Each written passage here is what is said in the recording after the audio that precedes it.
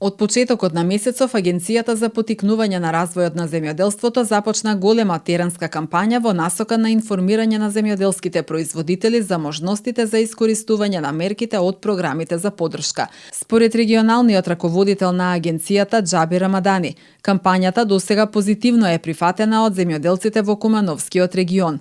Инаку, со новиот модел за субвенционирање, земјоделците преку програмата за финансиска поддршка авансно би добивале основна субвенција намената за одржување на земјиштето во обработлива состојба. Основната субвенција би ја добивал секој земјоделец кој обработува земјоделска површина, кој ќе посее едногодишна култура или одржува траен насад, земјоделец кој ќе поднесе барање и кој ги исполнува пропишаните минимум критериуми без услов за предадено производство.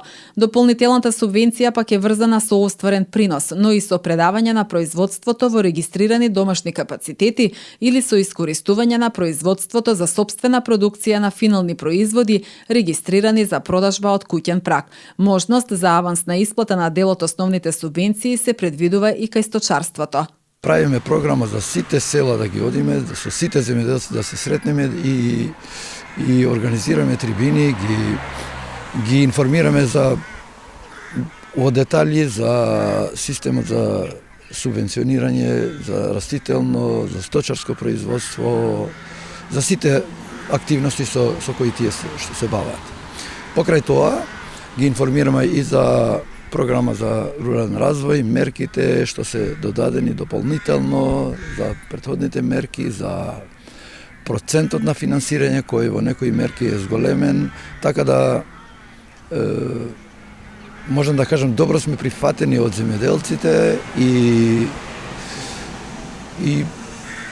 начелно се задоволни со начинот на субвенционирање, имајќи предвид дека многу подмерки се зголемени процентите, зголемени бројките за субвенционирање, така да продолжуваме за таа работа. Секој ден сме на терен, по 2, по 4 села, делени сме во групи. Ова активност се врши низ цела Македонија, јас зборам за нашиот регион, Кумановскиот. И продолжуваме до крај на месец, мислам дека ќе ги одиме сите села. Дел од задоволство на земјоделците и тоа е што и во субвенционирањето и во програмата за рурален развој е предвидено да се дел од субвенции да се пушта, мислим, попорано, така на 2 дела обично се дават. И тоа е едно ново кое се прифаќа добро од земјоделците. Раководителот Рамадани информира дека најголем дел од земјоделците во Куманово, Липково и Старо Нагоричане кои што користат субвенции се бават со растително производство, со сточарство, а во последно време се повеќе интерес има и за пчеларството. Има покачувања и за грло добиток има покачување и за премија на млеко. Да. Премија на млеко нели беше 3,5 денара, за кравје млеко сега е 5 денара, за овче млеко е 6 денара, за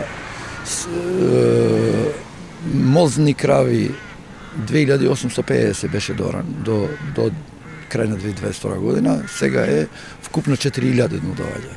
Значи има покачување и за растителното има покачувања, зависи од култури, било тоа житни култури, било тоа овоштарство, како што знае сега во тренд е доста и подигнување на овошни насади во Кумановско.